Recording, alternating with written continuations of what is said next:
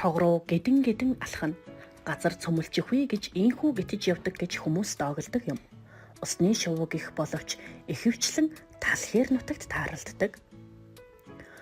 Үүр ноохойд нь дөхөж очиход гүйж ирээд далавчаан дэвсэн тонголзон бөхөлзөж аятал засдаг болохоор зөөлөн сэтгэлт хүнийг зөв чигээр өөрчлөхөөс аргагүй хүрэгдэг. Монголчууд үр хүүхдийн шувууны үрэнд сүдрэн бүхрэг эхэн тоохон болж хүүхдүүд нь харангадаж өгдөг гэж сургадаг бүлгөө. Бас хүү тогрууны үүрийг сандаачиж өнгийг нь няцалбал төмөр дөрөө сэтэртэл хараадаг гэдэг. Хөдөөний хүүхдүүд сүргэлэн алхах тогрууг харж тогруу сайхан тоодог муухай тогруу цам харай гэж хашгиралддаг учраас тогруунууд үнэхээр хөдөлгөөнд ороод явчих шиг санагддаг.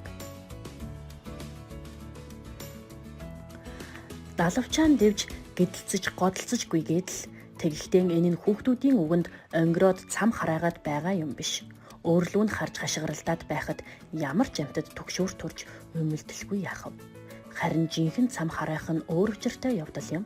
Тогруунууд хавар ирснийхээ дараа олноороо цугларч эм шувуудаан бүжиг дөрөх мэт элен халах хөдөлгөөн хийж нисэх гүйх хоёрыг хослуулан бүжгийг цам харайх гэдэг. Цам харайх бүжиг хоёр 3 хоног үргэлжлэх бөгөөд энэхүү таанзнаас тарахтаан ижил ханиан олцгоож хосоорон хорвоогийн зүг тийш нисэн одцгоодог юм.